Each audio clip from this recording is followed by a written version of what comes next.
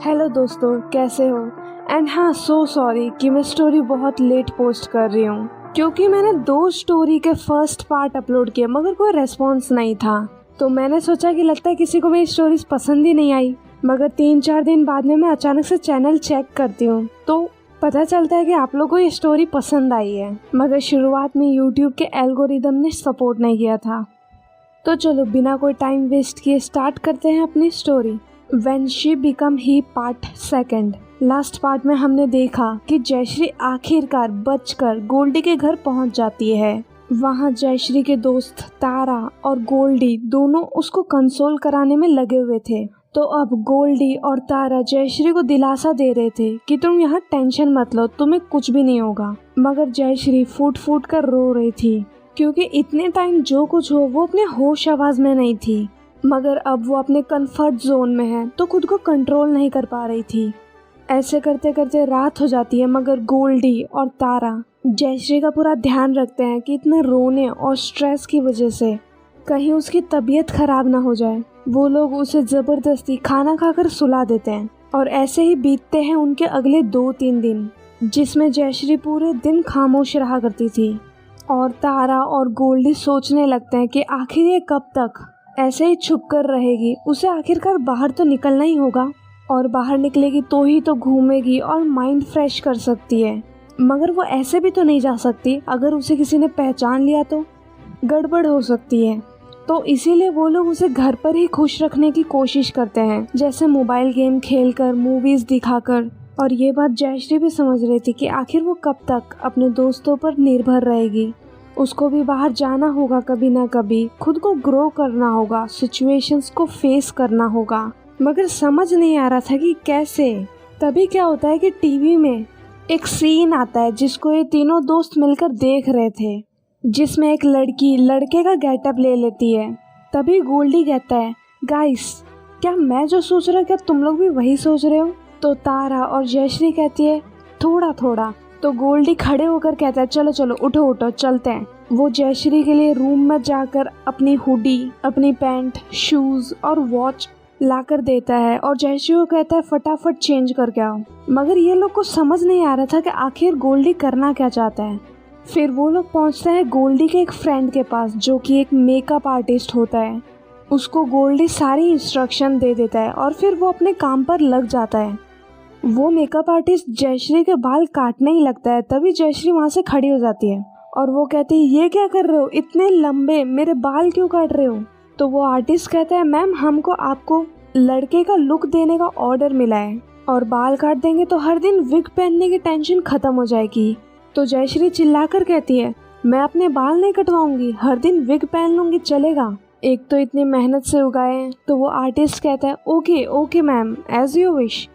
फिर वो आर्टिस्ट जयश्री को विग पहना देता है और उन बालों में ना वॉल्यूम बहुत अच्छा खासा होता है, जिससे मैसी हेयर वाला लुक मिलता है। और ऐसा ट्रेंड आजकल चल भी रहा है, जिसकी वजह से ज़्यादा एडजस्टमेंट करने की भी ज़रूरत नहीं पड़ेगी। फिर जयश्री के मुंह पर दाढ़ी और मूंछ लगा दी जाती है, जो कि एकदम लाइट होती है। फिर उसके कान में डायमंड वाले ईयरिंग्स पहना दिए जाते हैं, जैसा कि राजस्थानी वाले जो लड़के होते हैं वो रखते हैं। क्योंकि जयश्री एक लड़की है तो उसके कानों में ऑलरेडी छेद था। अब बारी थी ब्रेस्ट एरिया को छुपाने की, तो उसके लिए उसको एक सूट पहनाया जाता है जो कि चेस्ट एरिया से स्टमक तक होता है, एंड चेस्ट एकदम लड़कों के जैसे फ्लैट दिखे। मटेरियल एकदम कंफर्टेबल था, जिसकी वजह से कई घंटों तक आराम से उसको वेयर किया जा सकता था। फिर जयश्री को ब्लेजर पहना के पूरी तरीके से लड़के का लुक देकर उसे गोल्डी और तारा के सामने प्रेजेंट किया जाता है, और वो लोग पहचान ही नहीं पा रहे थे कि ये जयश्री है ना। एंड तारा कहती है यार तू इतनी हैंडसम लग रही है, आज से तू ही मेरी बॉयफ्रेंड। तो अब जयश्री का फिजिकल अपीयरेंस तो चेंज कर दिया और वो लोग घर पहुंच जाते हैं और बात करते हैं। अब बारी है जयश्री की लीगल और मेंटल आइडेंटिटी चेंज करने की। तो गोल्डी कहता है लीगल आइडेंटिटी की तो तुम टेंशन मत लो, उसके सारे फेक डॉक्यूमेंट्स बनाने की जिम्मेदारी मेरी। मगर सबसे पहले एक नाम सोचना होगा, जिसको कई देर सोचने के बाद ये लोग इस नतीजे पे पहुंचते हैं कि क्यों ना हम श्री नाम रख लेते हैं और फैमिली स्टेटस अनाथ रख लेते हैं। जिसकी वजह से फैमिली के बारे में कोई क्लैरिफिकेशन ही नहीं देनी पड़ेगी किसी को भी। और एजुकेशन क्वालिफिकेशन में वही मुंबई वाली कॉलेज का नाम डाल देते हैं। ऐसे करके गोल्डी सारे लीगल डॉक्यूमेंट्स बनवा देता है, जैसे कि Aadhaar card, degree, passport, bank account और यहाँ तक कि सोशल मीडिया अकाउंट भी। और उसके अंदर पोस्ट भी डलवा देता है और बस अकाउंट हैक करके उसके अंदर की डेट्स की एडजस्टमेंट करवा देता है। जैसे कि अकाउंट आज से 2 साल पहले बना है और जयश्री के लड़के के लुक में एक पोस्ट भी डलवा देता है। अब बारी थी मेंटल आइडेंटिटी चेंज करने की, जिसकी जिम्मेदारी तारा लेती है। उसका भाई एक्टिंग सिखाता है, तो वो श्री को यानी कि हमारी जयश्री को लड़के के जैसे चलना, बोलना, उठना, बैठना सब सिखा देता है। और रही बात उसकी बॉडी की सॉफ्टनेस को ख़त्म करने के लिए उसे जिम भी ज्वाइन करवा दी जाती है। ऐसे ही करते करते सीन शिफ्ट होता है आज से 3 महीने बाद का, जहाँ जयश्री गोल्डी से अलग 1 BHK रेंटेड अपार्टमेंट में रहने लगती है, जिसको दिलवाने में गोल्डी मदद कर देता है। साइड में वो ऑनलाइन काम करके अर्निंग भी करने लग गई थी। फिर एक दिन जयश्री के फ़ोन पे गोल्डी का फ़ोन आता है, जिसमें वो कहता है कॉन्ग्रेचुलेशन यार, तू तो इंटरव्यू राउंड क्लियर कर ली, तो कल सुबह रेडी रहना, तुझे सिलेक्शन राउंड के लिए जाना होगा। मैंने अपनी दीदी से बात कर ली है, वो तुझे फाइनेंशियल एनालिस्ट की जॉब ज़रूर देगी, तो कल रेडी रहियो और तू चाहे तो मेरी कार ले जा सकती है, कीज़ तो तेरे पास होगी। फिर जयश्री फ़ोन काट देती है। अभी तक जयश्री ने खुद को अच्छी तरीके से लड़के के रूप में ढाल लिया है और थोड़ी बहुत जिम की वजह से बॉडी भी बना ली है। और इतने टाइम में वो अपनी फैमिली की इन्फॉर्मेशन 1 से 2 बार गोल्डी से निकलवा लेती है और उसकी फैमिली एकदम सही है। उस औरत ने उसकी फैमिली को कोई भी नुकसान नहीं पहुंचाया है। और आज तक जयश्री उस औरत के बारे में पता नहीं लगवा पाई है कि आखिर वो है कौन, वो दिखती कैसी है, जिसकी वजह से वो इतने टाइम तक छुपती आ रही है और आगे पता नहीं कब तक छुपना पड़ेगा। अब शुरू होता है अगला दिन। जयश्री खुद को अपने आप को श्री में कन्वर्ट करती है एंड वो कैब से ऑफिस जाने के बारे में सोचती है, क्योंकि आज उसे बहुत घबराहट हो रही थी। और होगी भी क्यों नहीं, इतनी बड़ी कंपनी ठाकुर कंपनी के ब्रांच में वो सिलेक्ट होने के लिए जा रही है। जयश्री कैब से उतरकर कंपनी के एंट्रेंस की ओर जाने लगती है और मन में हर हर महादेव कहते ही जा रही थी। वो मोबाइल में गोल्डी का नंबर ढूंढते ढूंढते वेटिंग एरिया के टुवर्ड्स जाने लगती है।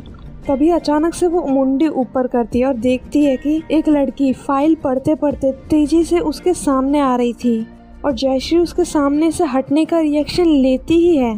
तभी उसका शोल्डर जयश्री के शोल्डर से टकरा जाता है और उसका बैलेंस खराब होकर वो सामने के टुवर्ड्स गिरने लगती है। तभी जयश्री उसका हाथ पकड़ के उसे अपनी ओर खींच लेती है एंड वो लड़की जैसे स्ट्रेट खड़ी होती है, वो देखती है कि किसी ने उसका हाथ पकड़ रखा है, तो वो खुद का हाथ जयश्री के हाथ को झटका देकर छुड़वा लेती है और वो कहती है व्हाट द शिट, सामने देखकर नहीं चलना था, वैसे भी तुम लोग सुंदर लड़की देखे नहीं कि मुंह में पानी आ ही जाता है। उसकी ऐसी बातें सुनकर जयश्री कहती है देख तो आप भी सकती थी, मगर सॉरी मुझे यहाँ कोई सुंदर लड़की नहीं दिखाई दे रही। फिर जयश्री उसको एक बार ऊपर से नीचे देखती है और फिर कहती है रही बात आपकी, तो आप में ऐसा कुछ खास दिख नहीं रहा। जयश्री के ऐसे उल्टे जवाब की वजह से वो लड़की गुस्से में आ जाती है और वो जयश्री का कॉलर पकड़ लेती है एंड तभी उसका बॉडीगार्ड आके उसको छुड़वा देता है और कहता है मैम यहाँ बहुत भीड़ है, फटाफट चलिए, लेट हो रहे हैं।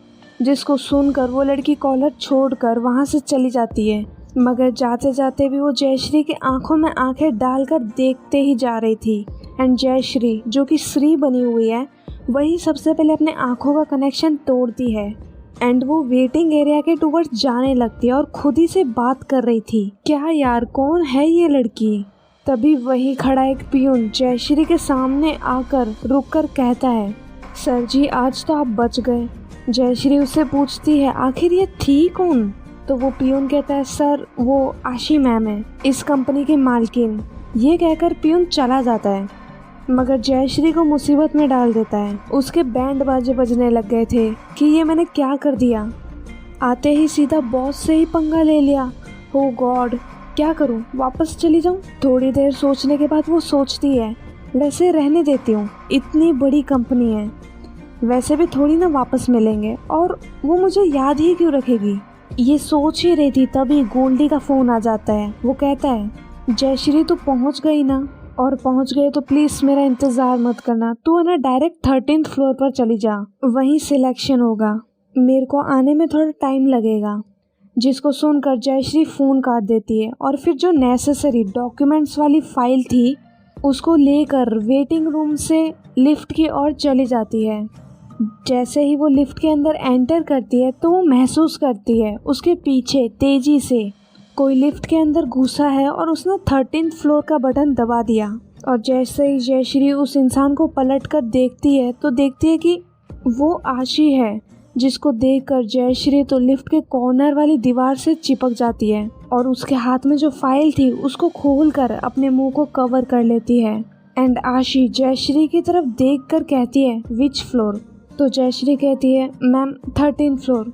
आशी जयश्री की उस पोजीशन को देखकर उसके फाइल पर देखती है और आगे से उसकी फाइल का कलर ट्रांसपेरेंट था, जिसकी वजह से आशी उस फाइल के अंदर लिखी सारी इन्फॉर्मेशन को पढ़ पा रही थी।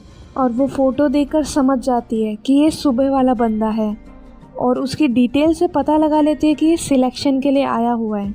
फिर वो कहती है, all the best Shree. Jayshree जैसे ही अपना नाम सुनती है वो अचानक से अपनी आंखें बड़ी बड़ी कर लेती है और सोचती है, ओ शिट, इनको तो मेरा नाम भी मालूम चल गया है, ये कहीं मुझे खुद ही पहले ही ना निकलवा दे। उतने में ही 13th फ्लोर आ जाता है। आशी तो लिफ्ट से बाहर निकल जाती है मगर जयश्री वहीं खड़ी रहती है। फिर जब दरवाज़ा बंद होने लगता है तब जाकर वो बाहर निकल जाती है और फ्लोर पर नज़र घुमाकर देखती है कि कहीं आशी तो नहीं। लगता है वो किसी न किसी कैबिन में चली गई है। जयश्री को रास्ता साफ दिखाई देता है तो वो सिलेक्शन के लिए आए हुए कैंडिडेट्स के साथ जाकर बैठ जाती है। इन लोगों का इंटरव्यू पहले ही ऑनलाइन हो चुका था, अब बस फाइनल सिलेक्शन के लिए ही बुलाया था, जिसमें कंपनी के रूल्स और वर्कलोड के बारे में बताया जाता है, जिसमें कैंडिडेट्स को उनके रिपोर्टिंग सीनियर से भी मिलवाया जाता है। तो अब एक रूम के अंदर फाइनेंस डिपार्टमेंट में सिलेक्ट किए गए 6 कैंडिडेट्स को बुलाया जाता है। तो ये सब रूम में जाकर लाइन बनाकर एक चेयर के सामने फेस करके खड़े हो जाते हैं। एंड उस चेयर पे बैठी थी टैमी। धीरे धीरे उसका इंट्रोडक्शन आप लोग को मिल जाएगा, मगर उसके बाजू वाली एक चेयर खाली पड़ी थी। तभी उनके कैबिन का दरवाज़ा खुलता है और वहाँ होती है आशी, जो सीधा आकर उस कुर्सी पर बैठ जाती है और अनाउंस करती है, गाइस हमारे पास 5 लोगों की ही जगह है एंड एक जन को जाना होगा, better luck for next time. ये सब आशी जयश्री की तरफ देखकर कहती है और जयश्री समझ जाती है कि अब क्या होने वाला है। तो वो अपनी मुंडी हिलाकर ज़मीन की तरफ कर लेती है, अपनी नज़रें झुका लेती है और फिर खुद ही से कहती है, मैंने खुद ही से खुद ही के पैर में कुल्हाड़ी मार ली। और धीरे धीरे वो लाइन से पीछे होने लगती है। तभी आशी किसी दूसरे कैंडिडेट का नाम ले लेती है, जिसको सुनकर जयश्री सुकून की सांस लेती है। एंड फिर इन लोग को बताया जाता है कि आप लोग को टैमी को रिपोर्ट करना है और टैमी के ऊपर है आशी। एंड इन लोगों की अगले ही दिन जॉइनिंग डेट होती है। फिर ये लोग मीटिंग ख़त्म करके बाहर आ जाते हैं। जयश्री को बाहर ही गोल्डी मिल जाता है। वो उससे बात करने लग जाती है, उसे सब कुछ बताने लगती है। तभी गोल्डी अपना हाथ उठाकर किसी को वेव कर रहा होता है, जो कि जयश्री के पीछे आ रहा रहता है और वो आशी होती है। और वहाँ हम ऑडियंस को पता चलता है कि गोल्डी आशी का कज़न होता है, यानी कि आशी के चाचा चाची का लड़का। यानी कि आज भी इनकी फैमिली जॉइंट फैमिली में रहती है, बस बच्चे ही काम और करियर के चक्कर में अलग अलग जगह सेटल्ड है। तो गोल्डी आशी को श्री से मिलाता है, यानी कि हमारी जयश्री। उतने में उसका फ़ोन बजने लगता है तो वो कॉल अटेंड करने के लिए साइड में चला जाता है। एंड श्री और आशी एक साथ खड़े होते हैं। आशी श्री को कहती है, तुम्हें क्या लगता है सुबह जो हुआ उसे मैं इतनी आसानी से भूल जाऊंगी? वो तो मैं बस अपने पर्सनल मैटर्स को पर्सनल टाइम में ही निपटती हूँ, बिजनेस के काम में नहीं। ये बोलकर वो चली जाती है। जयश्री तो वहाँ पे शॉक खड़े कहीं खो सी गई थी। वो तो रियल वर्ल्ड में तब आती है जब गोल्डी आकर उसके शोल्डर्स को झटका देता है और पूछता है, क्या हुआ, कहाँ खो गई तू? तो जयश्री उससे पूछती है, यार तेरी बहन स्ट्रिक्ट है क्या? गोल्डी कहता है, तू स्ट्रिक्ट की बात कर रही है? वो हमारे घर की काली माता है, उसको जिस पर गुस्सा आता है वो अपना गुस्सा निकाल कर ही छोड़ेगी, चाहे सामने वाला इंसान मर ही क्यों ना जाए। उसमें फीलिंग्स का एफ भी नहीं है। चल चलते चलते तेरे को मैं एक इंसिडेंट बताता हूँ। एक बार यही कुछ 2 साल पहले उनको होली नहीं खेलनी थी और ये चीज़ उन्होंने सबको अच्छी तरीके से स्ट्रिक्टली बताया था, मगर मैंने उनके वॉशरूम के डोर पर कलर की बाल्टी रख दी, जिससे उन्होंने जैसे ही पूरा दरवाज़ा खोला तो पूरी कलर की बाल्टी उन पर गिर गई और मुझसे बदला लेने के चक्कर में वो उसी दिन मेरे अपार्टमेंट में आके मुझे ही वॉशरूम में बंद कर दी और बाहर से दरवाजे को ताला लगा दिया और कहा कि अब भूल जाना कि ये दरवाज़ा खुलने वाला है। एंड वो अपार्टमेंट को भी बाहर से लॉक करके चली गई। मेरा रूम 4th फ्लोर पे था। मैंने बहुत आवाज़ लगाई, दरवाज़ा तोड़ने की भी कोशिश की, मगर 6 घंटे तक कोई भी दरवाज़ा खोलने नहीं आया। आखिरी में जो बाथरूम का जो छोटा सा विंडो होता है वहाँ से जाने के अलावा मेरे पास कोई रास्ता नहीं था, तो उस विंडो के कांच को साइड करके मुझे 4th फ्लोर से नीचे आना पड़ा, वहाँ पर लगी पाइप और दीवार को पकड़ पकड़ के। बस उस दिन तो मैं ज़िंदा बच गया। और वो मुझे सॉरी बोलने की जगह मुझे ही धमकी दे दी कि अगर फैमिली में से किसी को कुछ बताया तो आगे जाके तेरा क्या होगा ना, वो याद रखना, क्योंकि तू तो मेरा भाई है, इसलिए मैंने तुझे छोड़ दिया। तो अब मैं उनसे पंगा नहीं लेता। वैसे भी ठाकुर खानदान का पूरा बिजनेस वही संभालती है। और तुझे एक सीक्रेट बात बताऊं, शी इज़ अ लेस्बियन। उन्हें लड़कियां पसंद है। उनकी गर्लफ्रेंड वही थे जिन्होंने तेरा सिलेक्शन किया, टैमी, शायद तुझे याद होगा। उतने में ही जयश्री का स्टॉप आ जाता है तो गोल्डी उसे वहीं ड्रॉप कर देता है। घर पहुंचते जयश्री अपने लड़की अंदाज में आ जाती है, मगर उसे टेंशन खाई जा रही थी कि आशी उससे किस तरीके से बदला लेगी, कल से उसके साथ ऑफिस में क्या होगा। यही सोचते सोचते वो सो जाती है। फिर सुबह हो जाती है। जयश्री अपना विग पहनकर पूरा लड़का लुक लेकर आज ऑफिस कार से जाने वाली होती है। जयश्री इस बात से खुश थी कि पूरा दिन ऑफिस का आराम से बीत रहा था। टैमी को भी श्री का परफॉर्मेंस बहुत अच्छा लग रहा था। ये मानो शी वॉज इम्प्रेस्ड हमारे जयश्री के बिहेवियर से और उसके काम से। अब 8 बज जाती है। सब लोग बैग पैक करके घर की ओर जाने लगते हैं, तो जयश्री भी ऑफिस से निकलकर कार से जाने लगती है। मगर आज की रात वो एक ऐसे इंसान से मिलने वाली है जिससे शायद उसे नहीं मिलना चाहिए था। शीन शिफ्ट होता है जंगल के एरिया पर, जहाँ से एक औरत जंगल के कच्चे रास्तों से मेन रोड की तरफ अपनी मर्सिडीज गाड़ी से आ रही थी। वो बहुत गुस्से में थी क्योंकि अभी अभी उसने अपने हस्बैंड को किसी और के साथ देख कर आई थी, मगर तभी उसकी गाड़ी बीच रास्ते में ही बंद पड़ जाती है। तो वो गाड़ी से उतरकर फ़ोन में सिग्नल ढूंढ रही थी, मगर उस जंगल के बीच कोई भी नेटवर्क नहीं आ रहा था।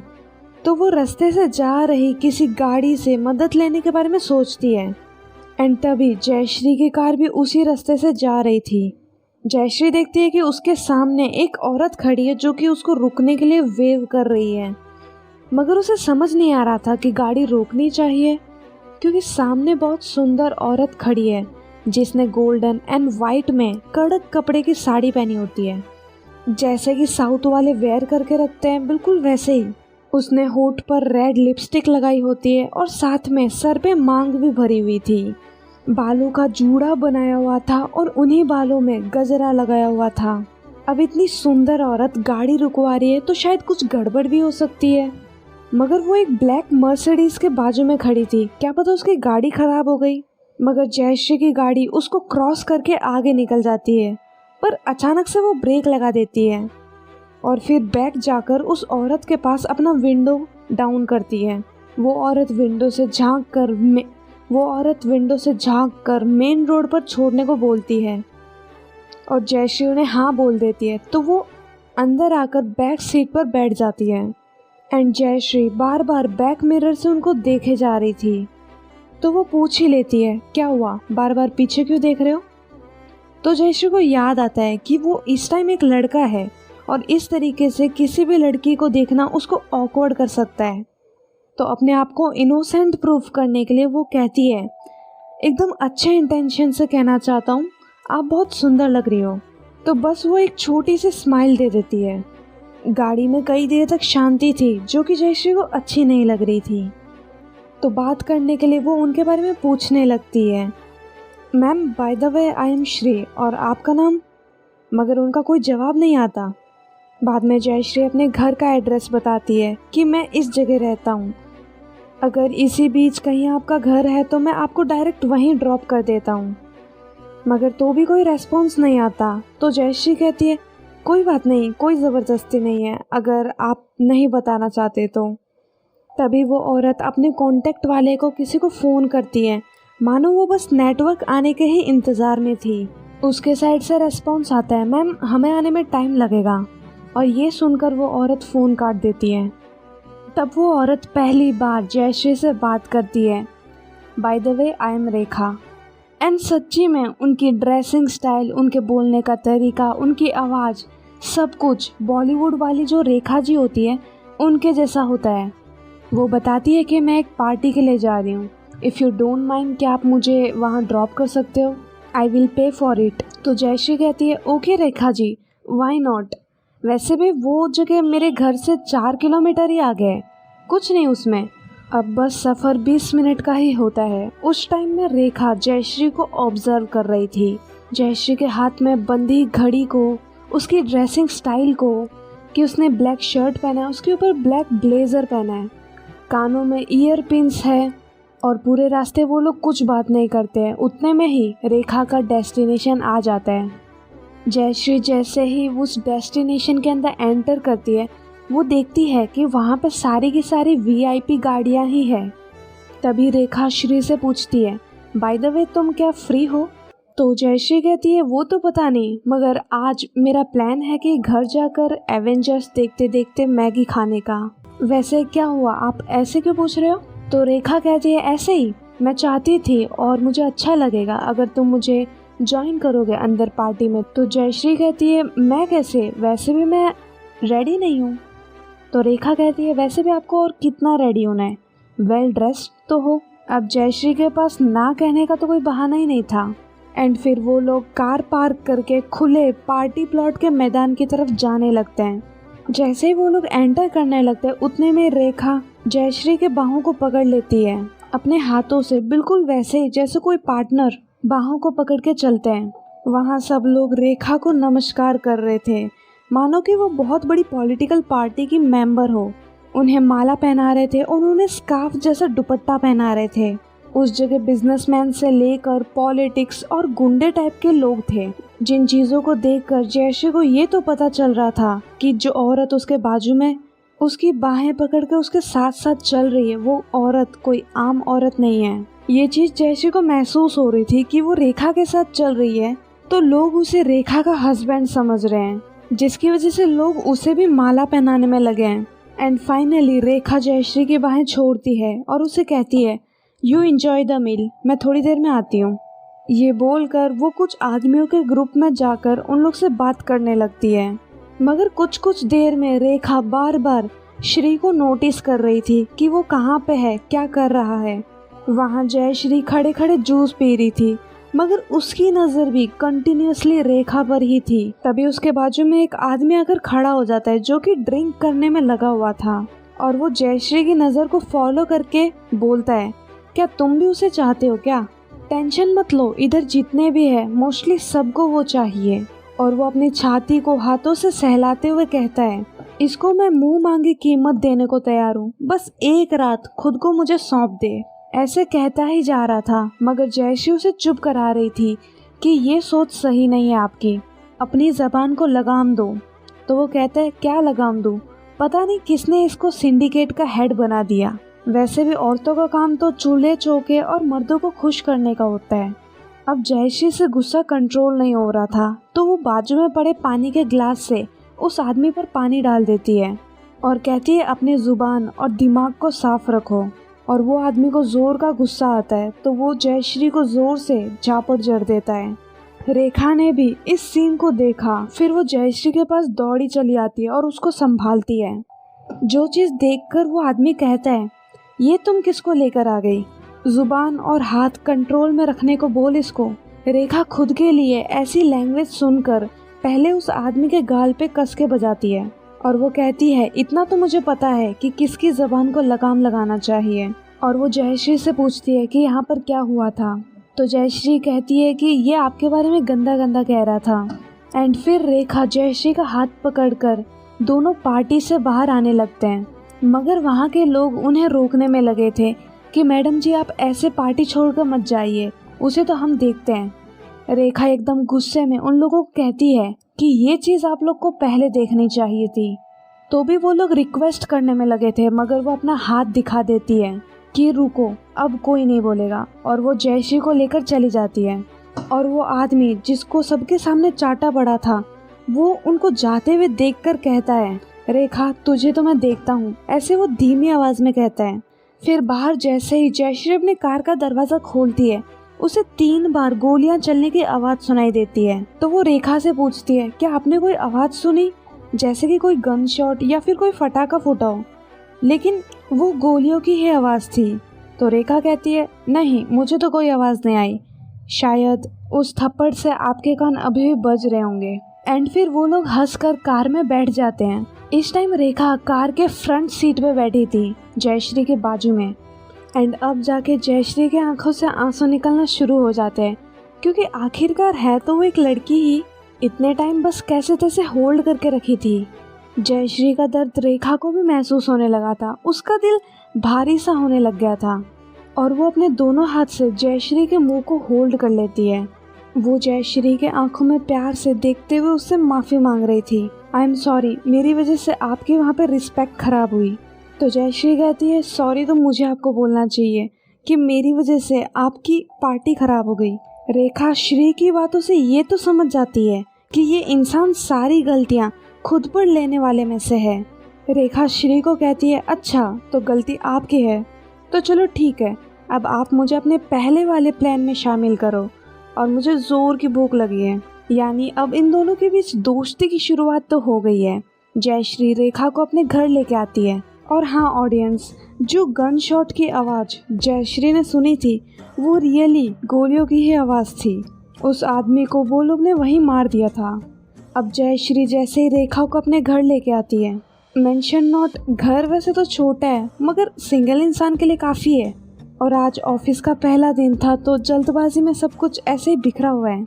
रेखा श्री और उसके घर को देखकर ये तो जान गई थी कि जयश्री सिंगल है और कहती है मुझे तो तुम्हारा घर मैसी नहीं लग रहा।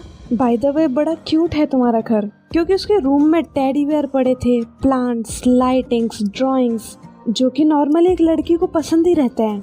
इन चीज़ों को देखकर रेखा की आंखें डाउट से भर जाती है, मगर जयश्री रेखा के मन से डाउट क्लियर करने के लिए कहती है वो मुझे डेंजरस चीज़ों से डर लगता है, रात में डरावने सपने आते हैं और कोई रीज़न नहीं है।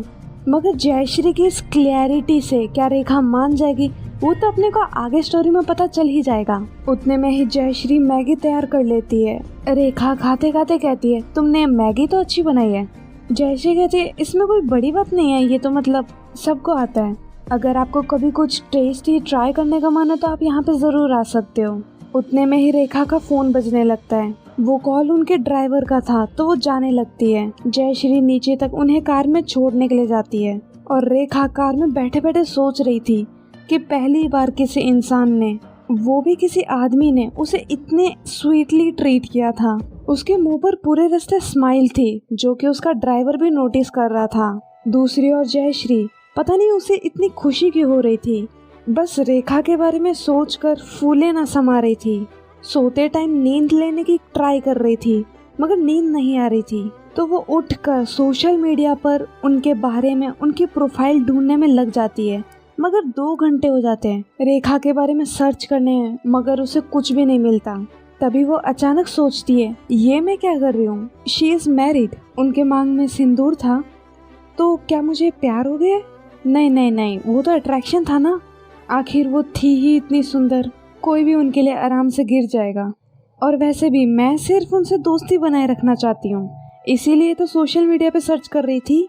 यहाँ जयश्री का ये हाल था, मगर दूसरी ओर आशी और रेखा, उनको भी नींद नहीं आ रही थी। आशी के दिमाग में प्लानिंग चल रही थी कि आखिर श्री से बदला कैसे लिया जाए, जबकि रेखा के रूम पर एक आदमी उसके बेड पे सोया हुआ था। मगर वो उस बेड पे नहीं थी, वो एक रॉकिंग कुर्सी पे बैठी थी जिसको आगे पीछे मूव करके झूल रही थी। वो उस पे बैठकर सिगरेट स्मोक कर रही थी और किसी के ख्याल में डूबी हुई थी। बस इतना था कि उसे भी नींद नहीं आ रही थी। हाँ तो ऑडियंस, आज के लिए इतना ही। अगले एपिसोड्स में देखेंगे कि क्या रेखा ठाकुर फैमिली से कनेक्टेड है और आशी जयश्री से बदला कैसे लेगी, और जयश्री के पास रेखा से कनेक्ट करने का कोई तरीका नहीं है, तो क्या डेस्टिनी उन्हें फिर से मिलवाएगी। बहुत जल्द देखने को मिलेगा। And sorry once again late story के लिए। अगले एपिसोड्स जल्द लाने की कोशिश करूँगी, देखना मत भूलिएगा।